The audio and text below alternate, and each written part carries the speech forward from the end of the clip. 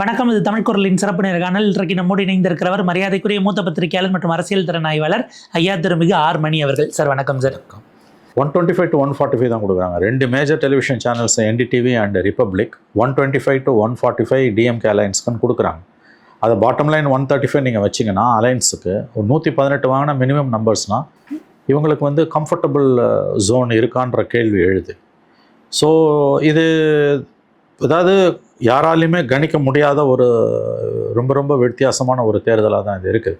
5 major television சேனல்ஸில் NDTVயும் ரிப்பப்ளிக்கும் 125 to 145 DMK அலையன்ஸ் கொடுக்குறாங்க.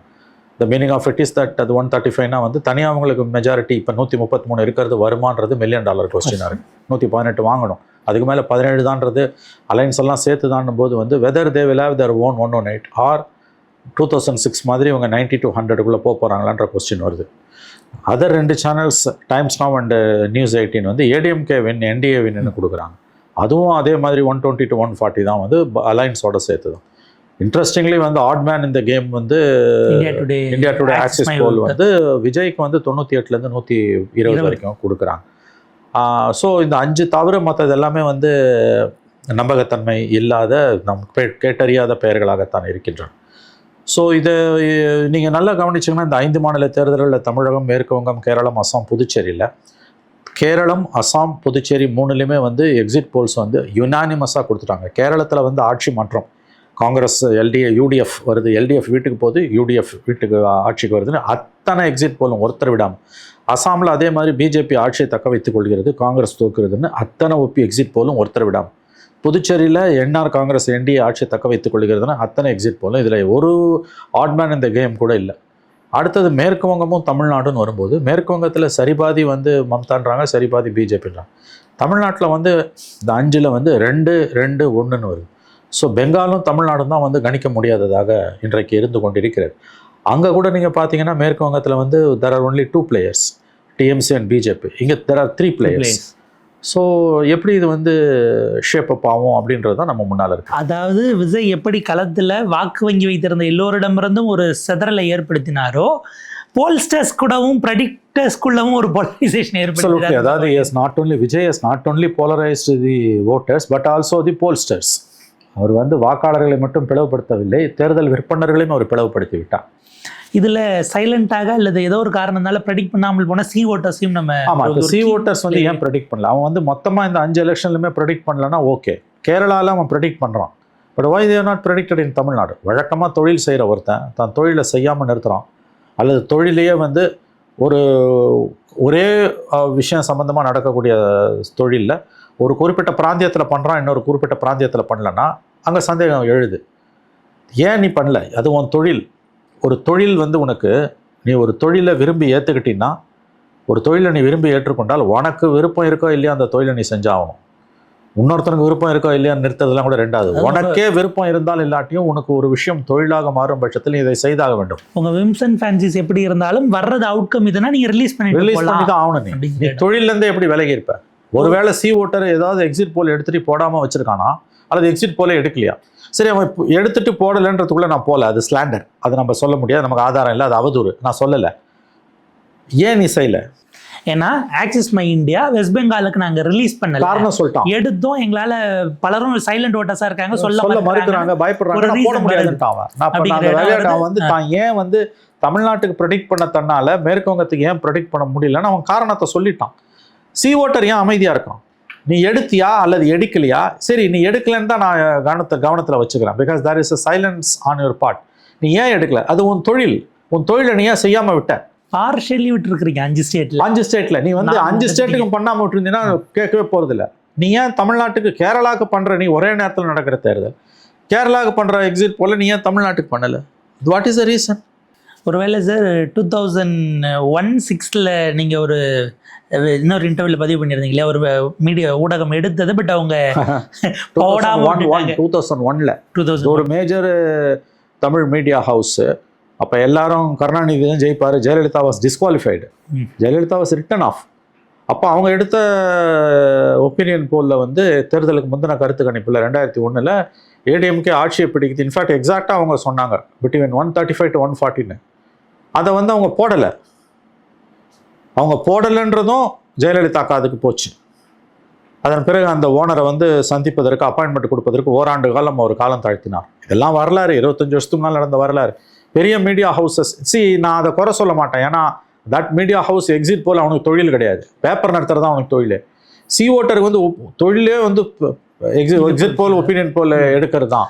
அதுவும் இந்த எலெக்ஷன்ல நீ கேரளாக்கு எடுக்கிற, நீ ஏன் தமிழ்நாட்டுக்கு எடுக்கலன்னும் போது there are many eyebrows. ஏன்னா அவங்க வெறும் இந்த எலெக்ஷன்ஸ் மட்டும் வர்றது இல்ல, ஒவ்வொரு 6 மாசம் அல்லது 1 இயருக்கு இப்போ பார்லிமெண்ட் எலெக்ஷன் நடந்தாலும் mood of the nation India இந்தியா டுடேவும் சி ஓட்டர்ஸ் வந்து every 6 months once, every February and ஆகஸ்ட்ல நடத்துவாங்க. இந்த பிப்ரவரியில் நடத்தினப்போ கூட வந்து இன்னைக்கு பார்லிமெண்ட் எலெக்ஷன் வச்சா மோடி தான் ஜெயிப்பாரு, தமிழ்நாட்டில் திமுக அப்படியே ஸ்கோர் பண்ணோன்னு ஒரு ஒப்பீனியன் போல் வருது.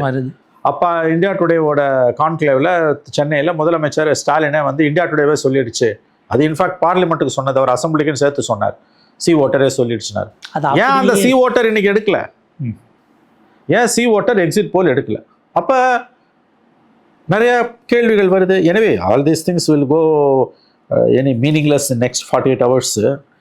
பட் ஸ்டில் இது இப்போதைக்கு இருக்கக்கூடிய நிலைமையில் வந்து இது ஒரு மிகப்பெரிய கேள்வி தான். இது ஆக்சுவலாக இப்போ பொலிட்டிக்கல் பார்ட்டிஸ் எல்லாம் சைலண்ட்டாக இருக்கிறாங்கன்னா அவங்க ஏதோ ஒரு விஷயத்துக்கு தயாராகிட்டு இருக்காங்கன்னு நான் புரிஞ்சுக்கலாம்.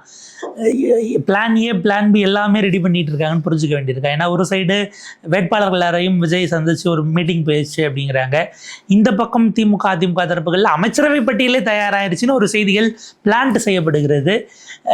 பிளான் ஏ பி ரெண்டுத்துக்குமான விஷயங்களோட தான் கண்டிப்பாக இருப்பாங்க. 2 பேருமே வந்து I don't know about Vijay, திமுகவும் அண்ணா திமுகவும் பிளான் ஏ பிளான் பியிலோட தான் இருப்பான். தோக்குறதுன்னு உங்களுக்கு புதுசு இல்லை. ரவுட்டடு 91 1 சீட் வாங்கி ரவுட் ஆனாங்க டிஎம்கே, 96 ஆட்சி பிடிச்சாங்க, 96 4 சீட் வாங்கி ரவுட் ஆச்சு ஏடிஎம்கே, 2001 ஆட்சி பிடிச்சாங்க. இத்தனைக்கும் ஜெயலலிதா டிஸ்குவாலிஃபை ஆகி ஆட்சி பிடிச்சாங்க. அதனால் இந்த பெரிய கட்சிகளுக்கு வந்து இந்த 2 கட்சியில் ஏதாவது ஒரு கட்சி வந்து துடைத்தறியப்பட்டாலும் அது ஒன்றும் எண்ட் ஆஃப் த ரோடு கிடையாது. அவங்க அதுக்கு பிறகும் வந்து கண்டிப்பாக வந்து அவங்க மேலே எழும்பி வருவதற்கான வாய்ப்புகள் இருக்குது. பட் இது என்ன, புதுசாக ஒருத்தர்கிட்ட திமுக கிட்ட அண்ணா திமுக தோக்கும், அண்ணா திமுக கிட்ட திமுக தோக்கும், புதுசாக வந்து ஒருத்தர்கிட்ட 2 பேரும் தோக்குறாங்க அல்லது 2 பேரில் ஒருத்தர் தோக்குறாங்கன்னா தென் த கிரவுண்ட் இஸ் ஷிஃப்டிங். கடந்த கால தோல்விகளுக்கும் இந்த முறை ஒருவேளை இந்த 2 திராவிட கட்சிகள் துடைத்தறியப்பட்டாலோ அல்லது ஒருவர் துடைத்தறியப்பட்டாலோ இந்த தோல்வி வித்தியாசமானது. ஏன்னா புதுசாக வந்திருக்க பிளேயர் நெக்ஸ்ட் ஜென்ரேஷனுக்கிட்ட மட்டும் இல்லை, ஓல்டு ஜென்ரேஷனுக்கிட்டையும் அவர் வாக்குகளை வாங்குகிறார். அது இந்த தோல்வி என்பது கடந்த கால தோல்விகளிலிருந்து வித்தியாசமான தோல்வியாக இந்த முறை தோற்கப் போகிற திராவிட கட்சிக்கு இருக்கும். அப்படி தான் நான் இதை பார்க்குறேன். தேர்தல்களுக்கு பிந்தின அமர பேசக்கூடிய விவாதங்கள் தான் வந்து பக்கசார்பு இல்லாமல் உண்மையை வெளியில் கொண்டு வரும். ஏன்னா அப்போ தான் நம்ம கையில் டேட்டா இருக்கும். ஸோ அதனால் இந்த முறை யார் தோற்றாலும் இந்த தோல்வி அவர்களுக்கு ஆபத்தான தோல்வி. கடந்த கால தோல்விகளைப் போல 5 ஆண்டுகள் கழித்து நாம் மீண்டெழுந்து வந்து விடுவோம் என்று அவர்கள் வந்து சாவகாசமாக இருக்க முடியாது. This time it's difficult. தோல்விக்கு பிறகும் இந்த இந்த பரிசோதனைகள், இந்த பேச்சுக்கள் தொடரும். மறுபடியும் சொல்கிறேன், கடந்த 35 ஆண்டுகளில் மாறி மாறி தோக்கிறது திமுக கிட்ட அண்ணா திமுக, அண்ணா திமுக திமுக தோக்கிறதுன்றது சகஜம். 1 சீட் வாங்கிட்டு ஆட்சி பிடிப்பான், 4 சீட் வாங்கிட்டு ஆட்சி பிடிப்பான். இந்த முறை அப்படி கிடையாது. There are new players. Karunanidhi Jayalalithaa இல்லாததோட உண்மையான நிதர்சனம், உண்மையான சிச்சுவேஷன் இப்போ தான் வந்து இவங்களுக்கு புரிய ஆரம்பிக்குது. ஸோ பெரிய மாற்றங்கள் தமிழ்நாடு அரசியலில் நிகழ்ந்து கொண்டிருக்கிறது. There is a severe change under கோயிங்னு தான் எனக்கு தோணும். மேபி அந்த ரஜினி சொன்ன அந்த ஸ்பேஸ், அவர் வேக்கம்னு அந்த சமயத்தில் சொன்னதா ஞாபகம், அது அந்த ஸ்பேஸுங்கிறது இருக்கிறதுங்கிறது இப்போ தான் அப்படி தான் தோணுது. ஏன்னா ஒரு தடவை ஸ்டாலின் ஜெயிச்சோன்னா அந்த வேக்கம் ஃபில்லப் ஆயிடுச்சுனாங்க. எனக்கு என்னமோ அப்படி தோணலை, புது ஸ்பேஸ் உருவாயிருக்குதுன்னு கூட தோணுது. இந்த முறை யார் தோற்றாலும் அது 5 ஆண்டுகளுக்கு ஒரு முறை வந்து போகிற தேர்தல்களில் வரக்கூடிய தோல்வி அடுத்த 5 ஆண்டுகளில் ஜெயிச்சுக்கலான்னு அவங்க கண்டிப்பாக வந்து விட்டேத்தியாக இருக்க முடியாது. ரொம்ப தீவிரமாக அவர்கள் சுய பரிசோதனை செய்து கொள்ள வேண்டும். இல்லைன்னா வந்து அவங்க வந்து களத்திலிருந்து அப்புறப்படுத்தப்படுவார்கள். இந்த எக்ஸிட் போல்ஸை வச்சு நான் அந்த இஃப்ஸ் அண்ட் பட்ஸில் கேட்குறேன். ஒரு க்ளீன் மெஜாரிட்டி ஒரு பார்ட்டிக்கும் வராதுன்னு சொல்லியிருக்க சூழலில் ஒரு 2006 போல வெளியில் இருந்த ஆதரவுக்கெல்லாம் இந்த முறை வாய்ப்பு இல்லை. 2 தரப்புமே ஒருவேளை இந்த எக்ஸிட் போல்ஸை பார்க்கும்போது திமுகவுக்கு வாய்ப்பு இருக்கிறது என்று சொல்லக்கூடிய எக்ஸிட் போல்ஸ் கூட திமுகவுக்கு தனி மெஜாரிட்டிக்கு வாய்ப்பு இருப்பதா சொல்லலை. கூட்டணிக்கு மினிமம் 125 to 140, பாட்டம் லைனே 125 to 145 என்பது 145 அப்பர் லிமிட் என்பது இன் பிட்வீன் 135 நம்ம சேஃப் சைடு வச்சுட்டு பேசணும்னா அவங்களுக்கு தனி மெஜாரிட்டி இல்லை. They're falling short of simple majority. அப்படி இருக்கும்போது 2006 96 சீட்டை வச்சுட்டு கருணாநிதி ஆண்ட மாதிரிலாம் இப்போ ஆள முடியாது. இது வந்து திமுகவுக்கு மட்டும் இல்லை, அண்ணா திமுகவுக்கும். திமுக விட அண்ணா திமுக இது ரொம்ப நல்லா பொருந்தும். மெஜாரிட்டி இருந்தாலும் அது என்டிஏ கவர்மெண்ட்டு. இங்கே மெஜாரிட்டி இருந்தால் ஒருவேளை திமுக தனி கவர்மெண்ட் ஃபார்ம் பண்ணிடலாம். ஆனால் அண்ணா திமுகவுக்கு மெஜாரிட்டி இருந்தாலும் இல்லாட்டி it's going to be an NDA government. Edappadi மனதளவு தயாராகி விட்டார். வெளியில் சொன்னால் ஓட்டு போயிட்டு தான் அவர் வெளியில் சொல்லாமல் இருந்தார். இஸ் ரெடின்றாங்க. ஏன்னா இப்போ இஃப்ஸ் அண்ட் பட்ஸ் வச்சு என்ன பேசுகிறாங்க, எல்லா பேக் எண்ட் கம்யூனிகேஷன் சேனல்ஸையும் ஓப்பன் பண்ணி வச்சிருக்கிறாங்க. அது எப்பயுமே ஓப்பனில் தாங்க இருக்கும். வெளியில் அடிச்சுப்பாங்களே ஒழிய நேரடியில் எதிரிகளோட. ஏன் திமுகவோடய அண்ணா திமுக பேசிகிட்டு இருக்கோம், தாவேக்காவோட தெரியல. ஏன்னா அது புது என்டைட்டின்றதுனால எப்பயுமே பேக் சேனல் ஓப்பனிங் வந்து எப்பயுமே அது இருந்துகிட்டே தான். பாலிட்டிஷியன்ஸ் அந்த பிரிட்ஜை பர்ன் பண்ணவே மாட்டாங்க. அதெல்லாம் வந்து அவங்க பர்ன் பண்ணவே மாட்டாங்க. அக்ரெசிவாக சண்டை போட்டுக்கிட்டா கூட வந்து பேக்டோர் ஆப்ரேஷன்ஸ் இருந்துகிட்டே தான் இருக்கும். அதில் எந்த விதமான சந்தேகம். That's how politics operates. பாப்போம் சார் இது எப்படி போகிறது அடுத்து. நான் 40 days the real mandate of Tamil Nadu மக்கள் என்னவாக இருக்கிறது அப்படிங்கிறத பாப்போம். எல்லா இஃப்ஸ் அண்ட் பட்ஸ், எல்லா செஃபாலஜிஸ்ட், பொலிட்டிக்கல் அனலிஸ்ட் எல்லாரை விடவும் பப்ளிக் ரொம்ப ஷார்ப்பானவங்க அப்படின்னு நான் நம்புகிறேன். நம்ம எல்லோருக்கும் இந்த எலெக்ஷன் பீரியட் அப்படிங்கிறது மறக்க முடியாத ஒன்றாக மாற்றி கொடுத்தவர்களுக்கு நம்முடைய நன்றியை தெரிவிச்சுக்கலாம். உங்கள் நேரத்துக்கு வருதலுக்கும் நன்றி.